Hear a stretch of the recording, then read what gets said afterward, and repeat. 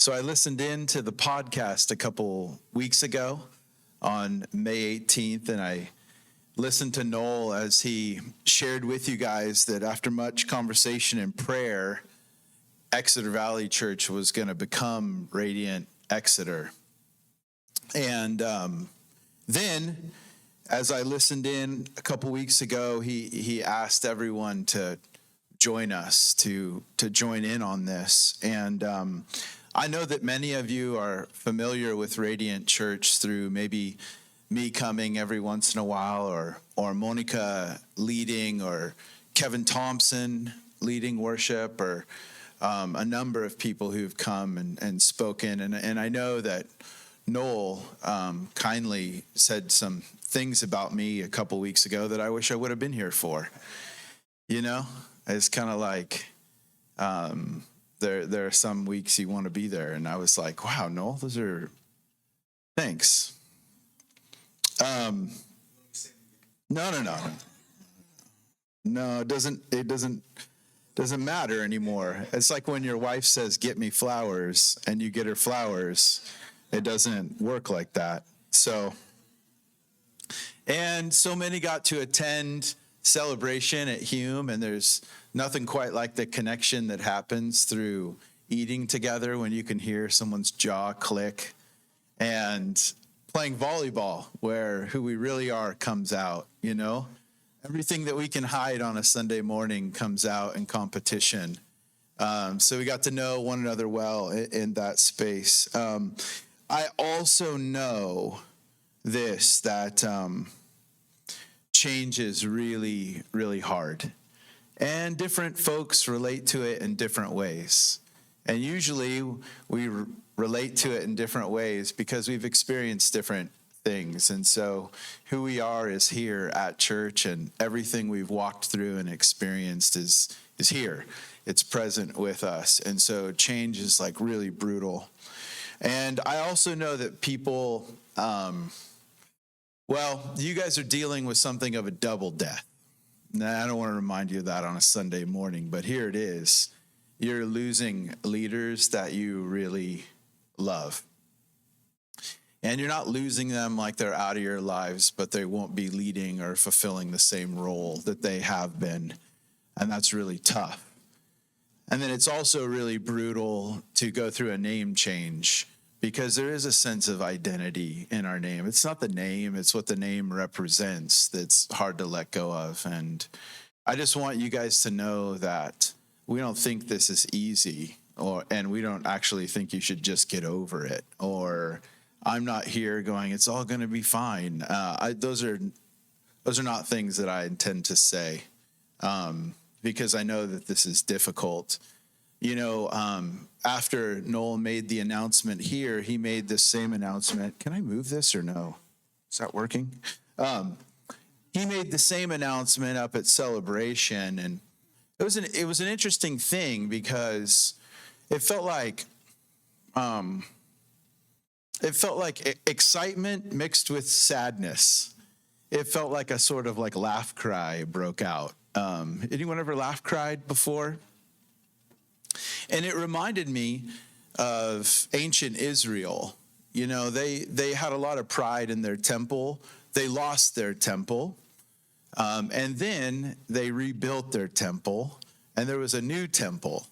And when they celebrated the opening of the second temple, some people were rejoicing and some people were crying. The people who were crying were the people who remembered the first temple. They remembered the former glory. And there was something of an ache in their hearts. And the people who were rejoicing were those who didn't know anything about the first temple and were just excited to have a temple again. And so it struck me that day that as we honored the peep grasses, and you know, there was like this excitement of what God was going to do next, which Shay just prayed about. And then there's also this grief of letting go of what was, right? So I also know that if you wanted to go to Radiant, you would, and you don't.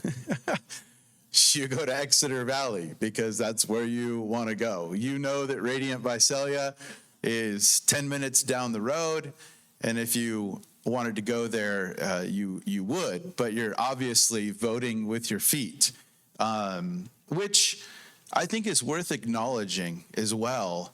Is that I've had so many people come to me, I don't want to exaggerate. I've had a few, more than a few, but not so many, somewhere in between, come to me saying like, who decided this? And I wish that we had agency in this. Like, I wish I had a vote. Like, when are we going to vote on this?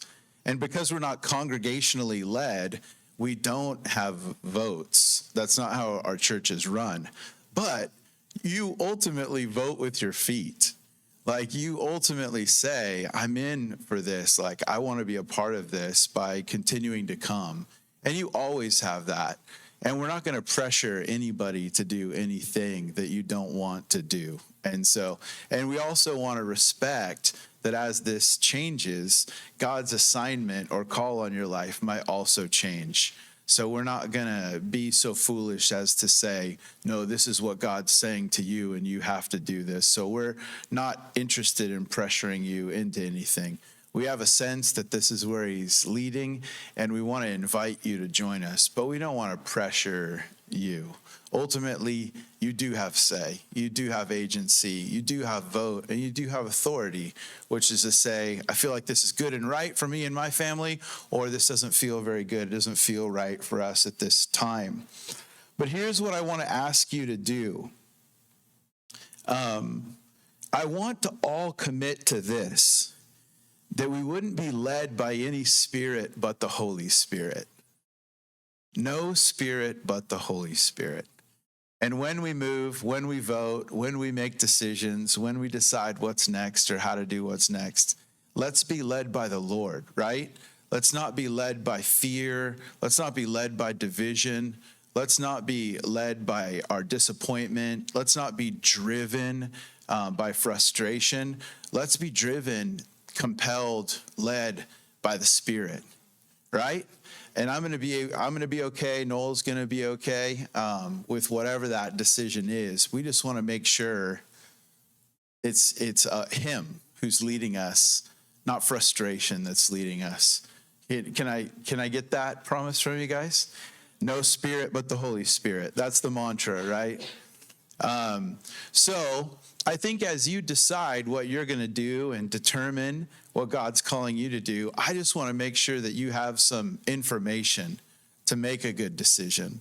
I want to make sure that you know what you're getting yourself into. So I want to talk because, again, I don't want you to make a decision out of confusion. I don't want you to make a decision out of frustration. I don't want you to make a decision by anything but the clear leading of God. But I also know that you need some information in order to make a decision. And I've been listening to different people ask me questions like, well, what does it? What is Radiant? What does it mean? Are you going to prop up a screen in our church? Like, what will be shared? What will be separate? Do we have any say in what happens in our community? So is it okay if I try to answer some of those questions? You guys all right with that? So that, again, you can make a decision like, no, clearly, I feel excited about this. So I'm going to hand out, instead of preaching a packet, can I just hand it out? And you can read it if you want to read it, because there's a lot of pages. But these are going to answer some of your questions. You're going to find our best attempt at a history so that you have some sense of what a Radiant Church is, where we've come from. You're also we wrote down a little something about the name, so that you're like, if someone asks you, well, why is it called that? You get to say, this is why it's called that. We also described kind of the mission statement so that you could say, yeah, I connect with that, or no, that's really not what I'm going for.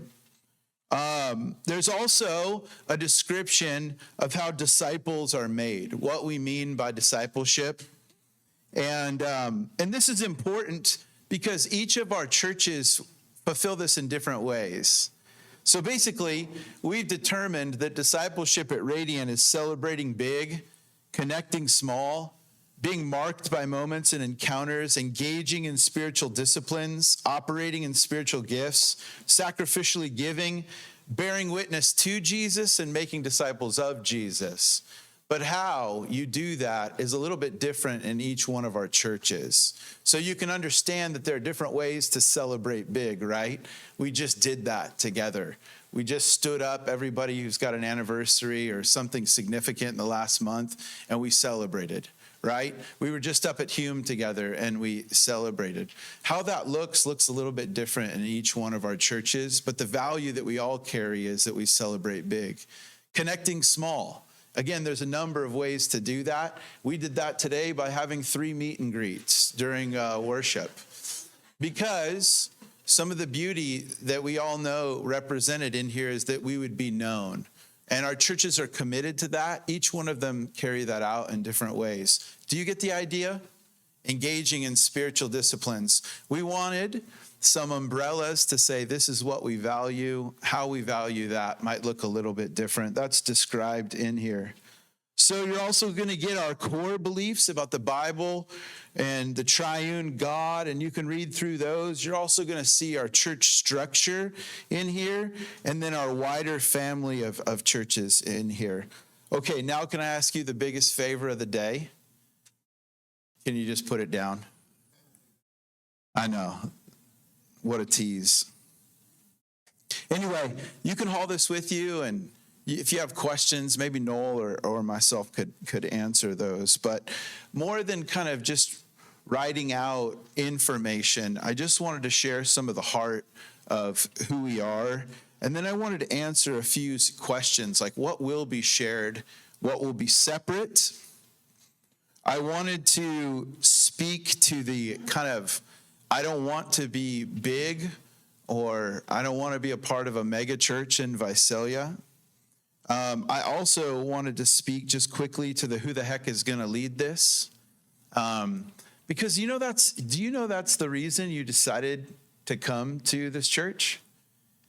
For most of us, 90% of people choose a church based on a connection with the pastor who's preaching. So you come in and you're like, I could listen to that guy, and I connect with him. Now, that's not why you stay at a church. That's why you start coming to a church. You stay at a church because of the person sitting next to you, not because of the person on stage. And that's the handoff that kind of happens. So people come to a church because they're like, I like that guy. I'm fully aware that many of us are here because you've chosen Noel and Megan to say, yeah, I trust them and I want to follow them. So I know a huge part of choosing to go forward with this church is who the heck is going to be preaching each and every week. That's a huge part of the decision-making process. And then lastly, I just wanted to touch on like what we're inviting you into, what we're asking you to do. Is that all right? How much time do I have left? Okay. So just a bit of my story. I sprinkled some of it in last week by saying on May 11th. Was that what? Yeah, May 11th I was with you. And I shared my parents got married on this stage. And so I was born in Exeter, and I am a Johnston. So this is John Johnston's my uncle.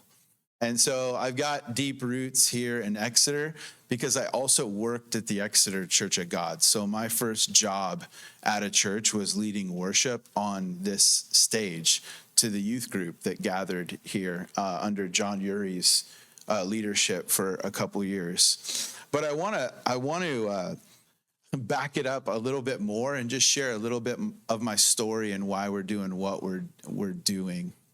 So I grew up in a home after my parents were married on this stage. I would say, and Uncle John, you can correct me if I'm wrong, but my mom's heart remained really soft towards the Lord, and my dad didn't want much to do with church.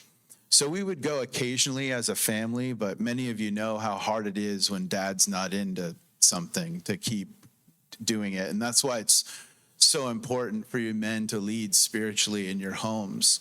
So my mom would play like kind of Christian Keith Green records in the house. So I had some touch with church. I have an Aunt Flo that I also love dearly, and she would take us to Awana's. But we didn't start going to church as a family until my dad went to a Promise Keepers event in the mid 90s. Does anyone remember Promise Keepers? So my dad, my dad who didn't want much to do with God or church, went to a men's event, surrendered to Jesus. And then when I was in 8th grade, we started going to church as a family. At that time, my friend group was kind of set, and I kind of felt like the ship had sailed, and I wasn't that interested in church. Probably excited that my dad was changing, but not necessarily excited to go to church. So I did what a lot of high schoolers do. I went to summer camp and committed my life to Jesus each and every summer, and then fell off the wagon 2 months into the school year. So that was kind of my high school experience. I would surrender again, ask Jesus to be my Savior, and then 2 months into the school year, be up to the same old stuff until my senior year. I graduated, and we were being taken by our youth pastor up to Canada. We were going to Canada because we were going to Hastings Street, which is a red light district in Vancouver. The stuff I saw there was, it's still marked in my mind, you know. But we led worship at a street church in this red light district. We had this incredible time. The only problem with the trip was that I was sick, really sick, and didn't know what was going on, but my throat and my mouth were filled with white abscesses, and I was needing to drink in order to swallow. So finally, they took me, the camp nurse.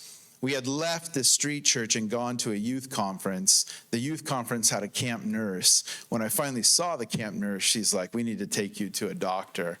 And that doctor told me that I had mono and that we should probably fly me home. I remember saying, again, I was a pretty nominal, lukewarm Christian. I remember saying as we were driving home from the ER office, "Hey, I'm not going to go home until the speaker at that youth conference prays for me." Now, the speaker of this youth conference, he was wild, but he was telling stories. They felt like Bible stories to me, but he was implying that they happen today, that God still heals today, and he still saves and does miraculous things. So anyway, I was like, well, if that guy's telling the truth and God still heals today, then I'm going to have him pray for me before you fly me home. The camp nurse and my youth pastor say to me, "That's fine. When you get back to camp, we'll have the speaker pray for you." I was like, great. Then I look out the window of the car and I see the speaker right then and there ordering a sandwich at Subway. He was like, "I'll have the Italian herb." And he was like moving down the line. And I was like, wow, that's bizarre. I'm a long way from home. That was more than a coincidence. So I tell her, "Hey, I think he's supposed to pray for me." And again, the camp nurse was like, "We told you, that's fine. When we get back to camp, we'll have him pray for you." And I said, "No, I think he's supposed to pray for me now." I just saw him in a Subway sandwich shop, you know?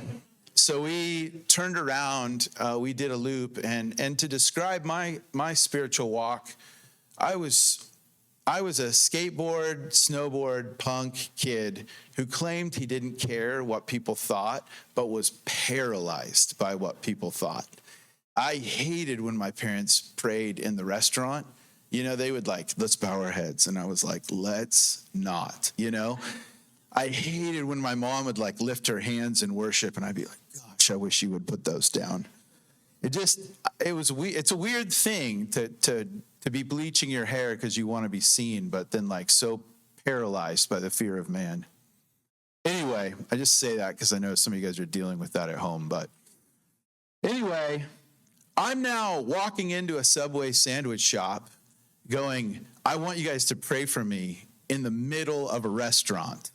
And this speaker was like any speaker, just really loud, really demonstrative, easily excited. So I come in, I go to tell them I'm sick, and I can't even get the words out of my mouth because I'm crying already, because I think I know what's about to happen, which is that I'm surrendering to Jesus as Lord.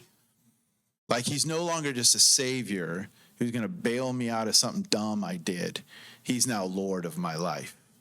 So I'm walking in and I'm thinking, wow, if I'm willing to risk what I look like in public, Jesus is now king. He now is supreme over my life. So I can't get the words out. My youth pastor jumps in and she's like, he's sick. We're going to fly him home.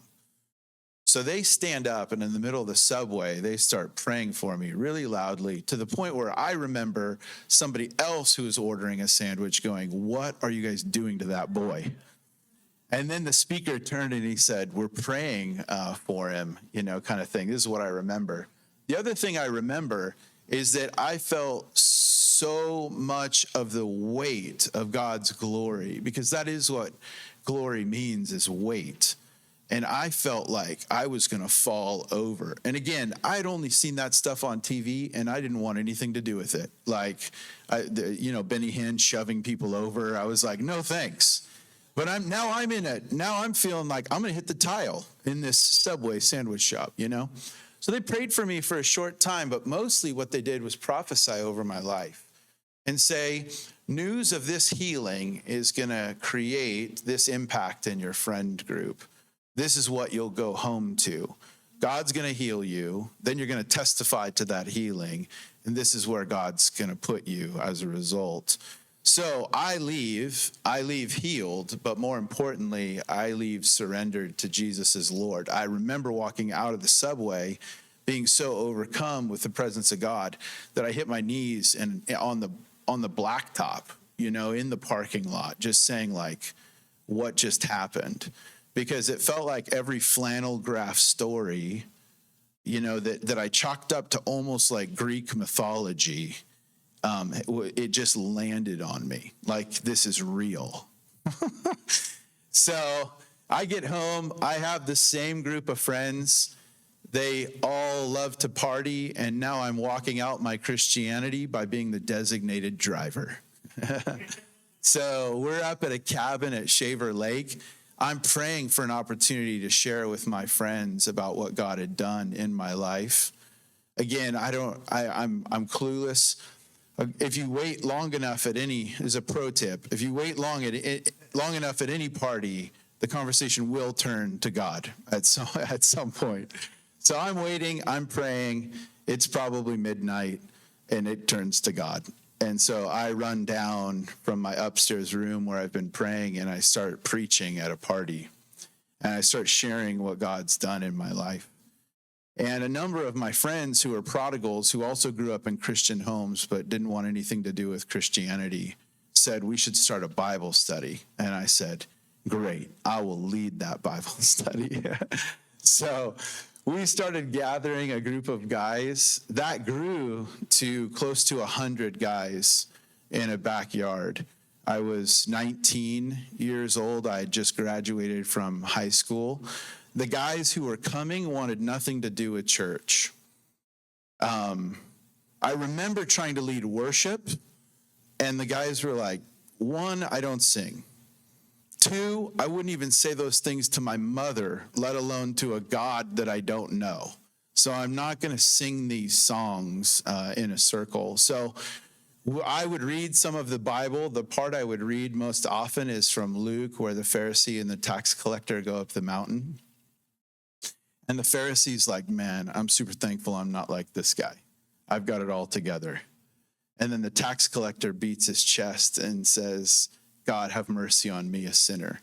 And then Jesus says that man went home justified before God, not the guy who had it all together. So I would read this, and then we would just start confessing sin. And these guys didn't know how to confess sin yet. You get around church long enough and you know how to confess sin. You're like, I'm just struggling with some things. And people are like, that's good. So like vague, or you found some way to like spiritualize it or explain it away, or, I'm just struggling with what most guys struggle with, and you're like, okay. These guys didn't know how to do that. And I remember opening it up and guys confessing some things and thinking to myself, I don't know whether to call on God or call the police. Like, I don't know what my job here is as the pastor. or pray for you or handcuff you. I don't know. But this is really intense. And there was a long season of that. In fact, that went on for about a year. But over time, the whole thing started to fall apart. We saw God do miraculous things. And what I discovered during that time as a 19-year-old is that I did what most parachurch organizations do, which is often to introduce people to Jesus and then fail to introduce them to the rest of his church. And people don't make it. So you can introduce people to Jesus, and without being introduced to the rest of his family, they don't end up making it. And so I watched a ton of fish that I brought in the boat. I just watched them. I lost these guys one after another back into different things and was just really heartbroken. But it was in that moment that I felt like, oh, this is the beauty of the family of God. And in order for these guys to make it, they don't just need to know Jesus, they need to know the rest of Jesus's family, because you need that in the end. So during that time, a number of older men started to pay attention to me, saying things like, wow, there's a real call of God on your life. And I think I was pretty starved for an attaboy, pretty starved for male kind of attention and affection in a good and healthy way. So when these guys came around me and were like, this Mark Condy, Tim Ainley, some of the guys that you guys know, when they were like, hey, there's a call of God on your life, I was like, really? And I just gave myself to it. And so I started leading at a youth group in Visalia. I started leading here and leading a youth group in Visalia. And over time, that youth group started to grow and kind of take on a life of its own. But Tiffany and I walked through some really difficult things, and one of them was letting go.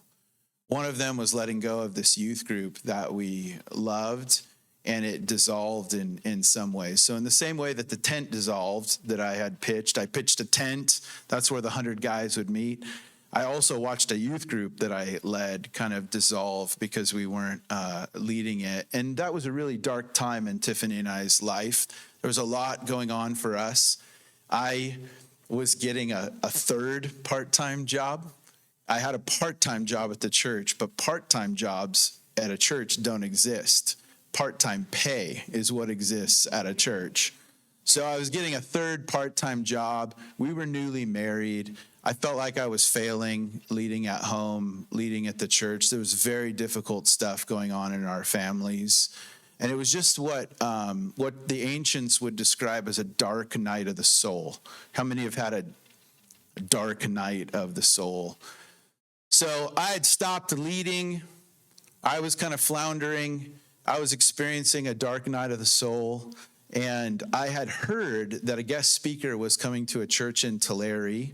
And I thought, you know what? I'll go. I'm going to go hear this guy out, but I'm going to sit in the back where all disgruntled people sit. Sorry for the guys in the back. And I purposed, I was like, and I sat with my arms crossed like that. Not that that's what you're trying to say, but I had my arms crossed. And you know how it is when you're hurting.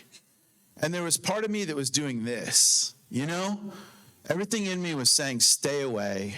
But there was part of me that was going like, man, I need to hear God. And so there was probably 500 people gathered in there. The speaker was there from Los Angeles. In the middle of his preach, he stops and he says, is there a Travis here? Is Travis here? So picture me in the back. I'm sitting with Tiff. I'm like, oh my gosh, So I stand up. And what he begins to say over me is, the tent will rise again. The tent will rise again. The tent will rise again. I'd had some interaction with this guy about 4 years earlier.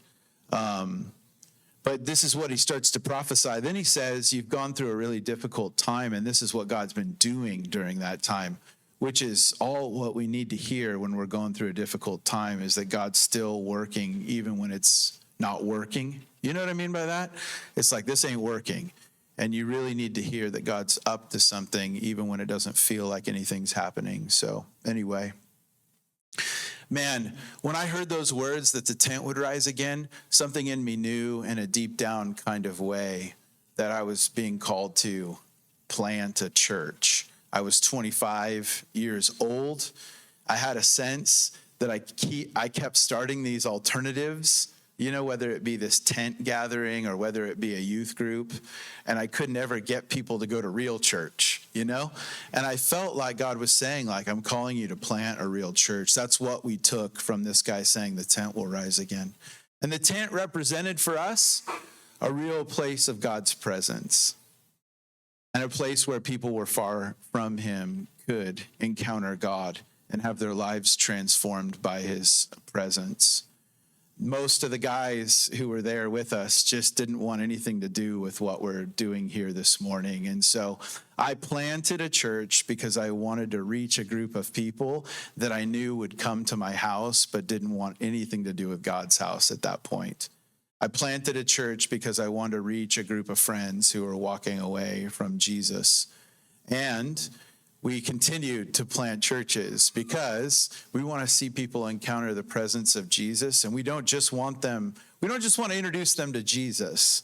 We want to introduce them to the rest of Jesus's family. So we've been leading for 20 years now. We've planted 5 churches. Some of those did not succeed, but most of those have. And I feel like what God's been putting in our heart for the valley, and the reason that I want to share this has to do with our future together, is that we don't want a mega church. We want to multiply. And we've been multiplying for some time. So our desire to be in Exeter has also to do with Porterville. It has also to do with Three Rivers.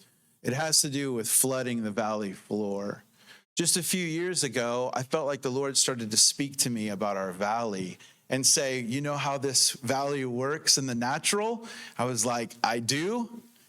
What falls from heaven in time makes its way down, floods the valley floor, and we feed the nations.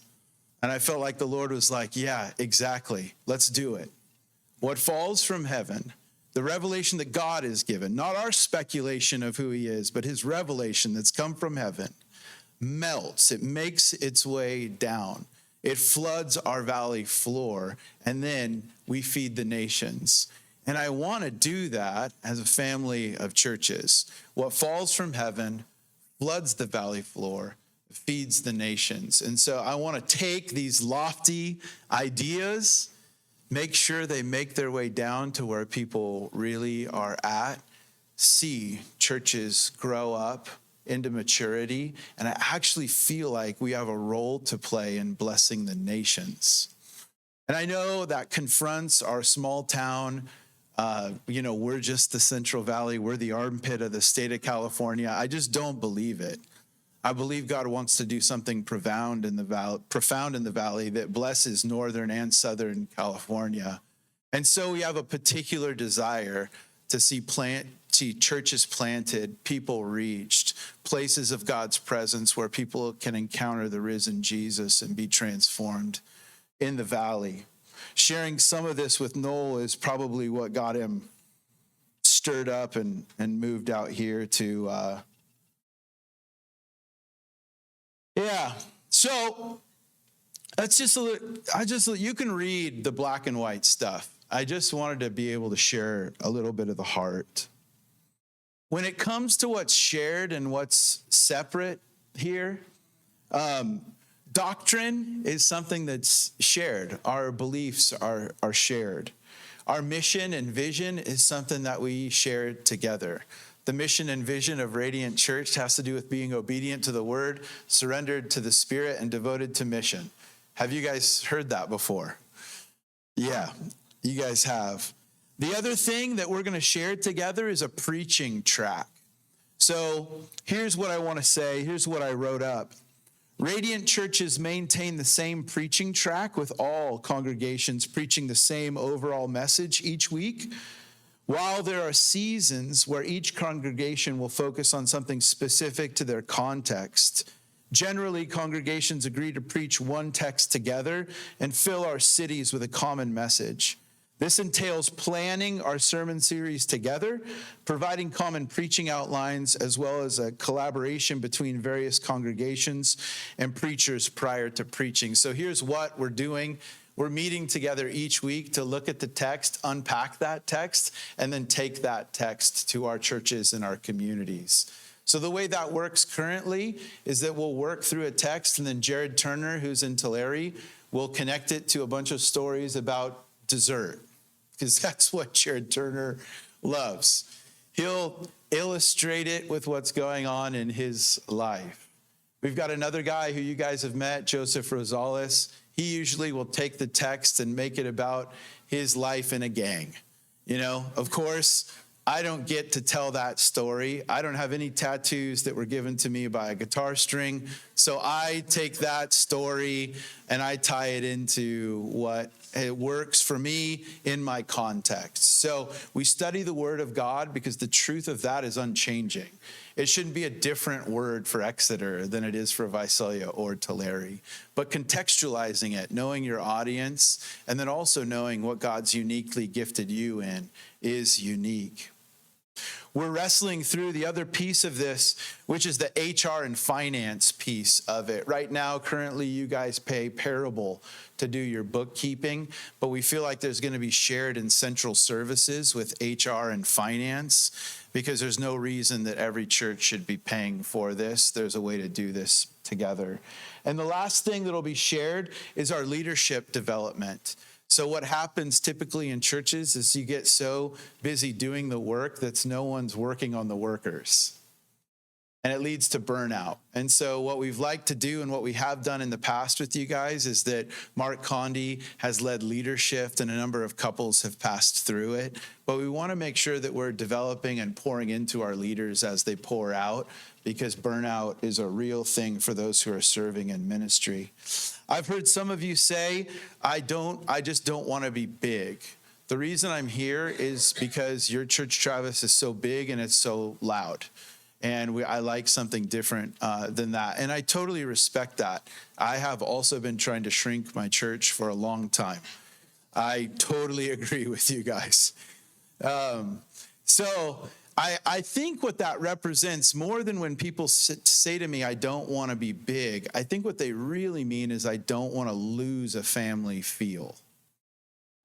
It's actually not about not being big. It's about losing a value of family and losing a place where you're known.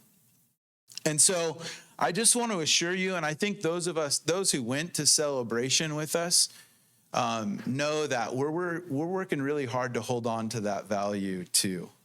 And what Noel and Megan know about being a family on mission, I think they learned it during our time at Radiant Visalia. So there are challenges to that, and it requires every one of us to be on board with that.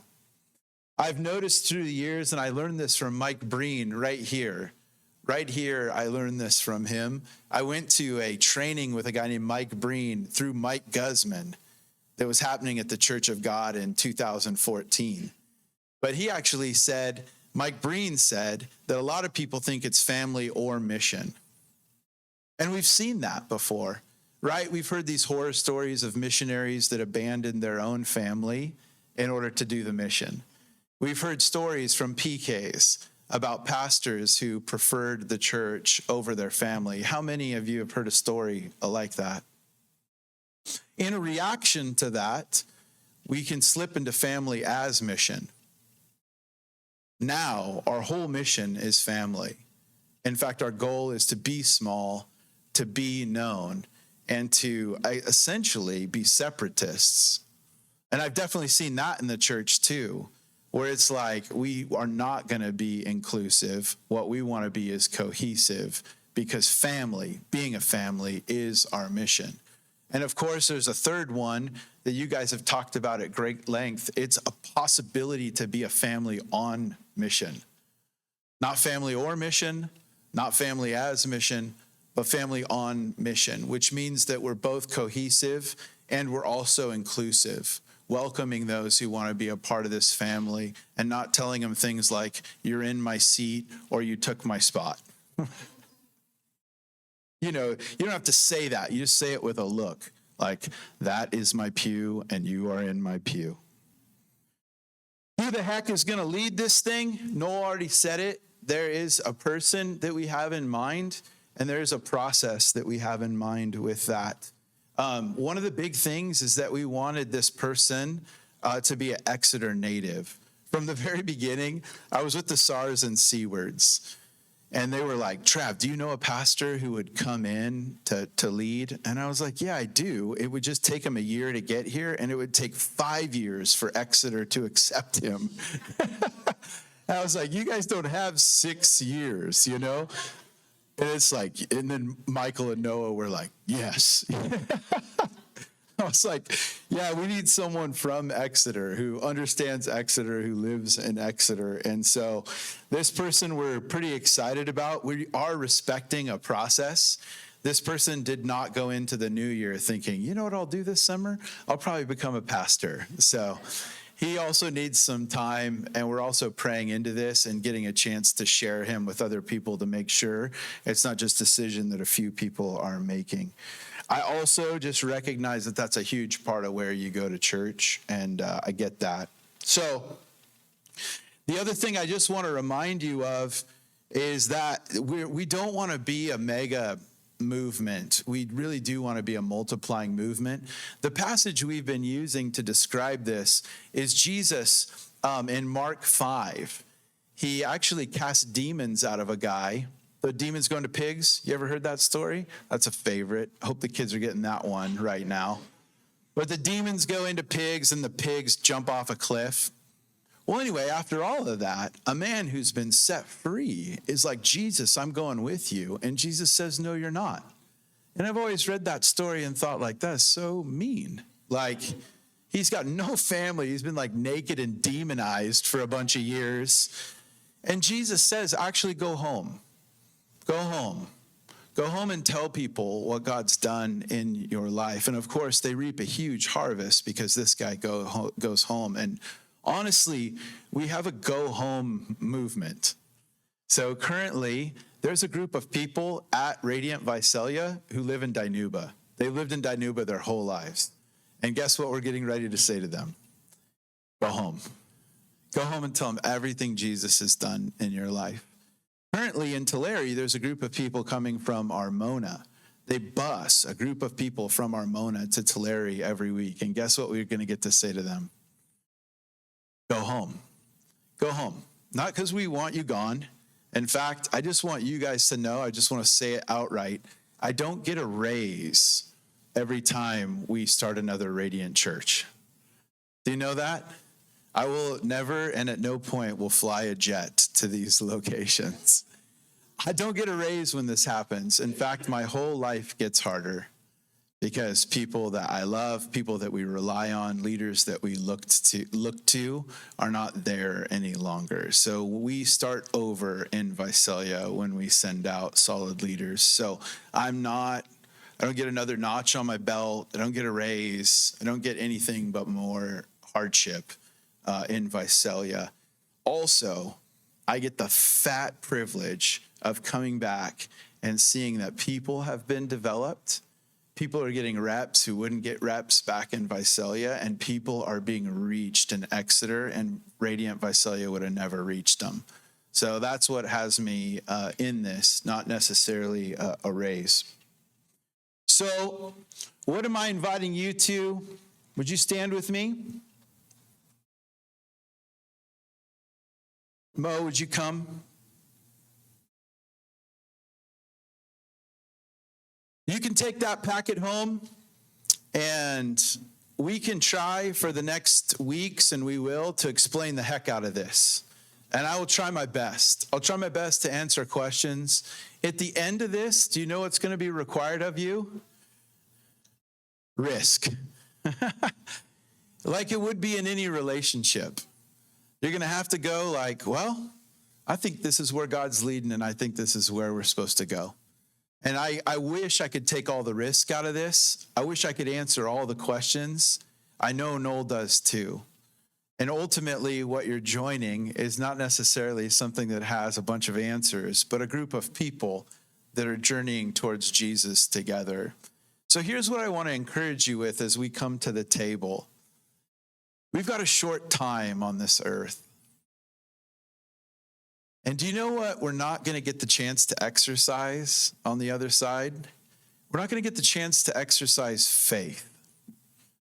Right now it says that we see in part, but there's coming a day when we see the whole picture and we fully know what's happening.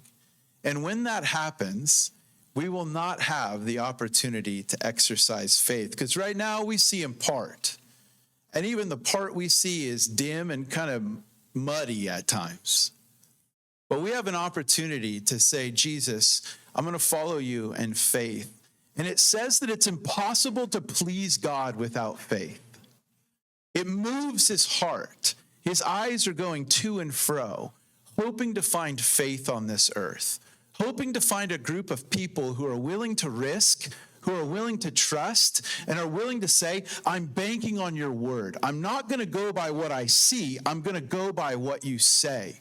And I'm going to trust your promises over my life. And even when I feel like you've forsaken me, I'm going to contend and say, no, the Lord said he'd never leave me and he'd never forsake me. He said he's working in all things, not just the good things, even the bad things, he's working in those things. And to go back to what Hannah shared, this adversity is going to cause my roots to go deeper, to draw on him in profound ways, to know him. And most of us know this, that when we walk through hard things, what we have is an incredible opportunity to know him more. The one who we look to, who himself was familiar with suffering. We get to know him. There are lessons we learn in pain that you can't learn anywhere else. When my preaches go good, I learn nothing. When I flop, it's like, man, the Lord's got something to say to me. So would you draw from him, draw on him? Would you come to the table and remember a God who gave us a down payment, who said he would restore all things through his broken body and his blood shed, who one day will bring heaven to earth? Would you come to the table and receive provision, strength to walk through this process and say again at the table, Jesus, I put my faith in you. I'm counting on you. I'm trusting you.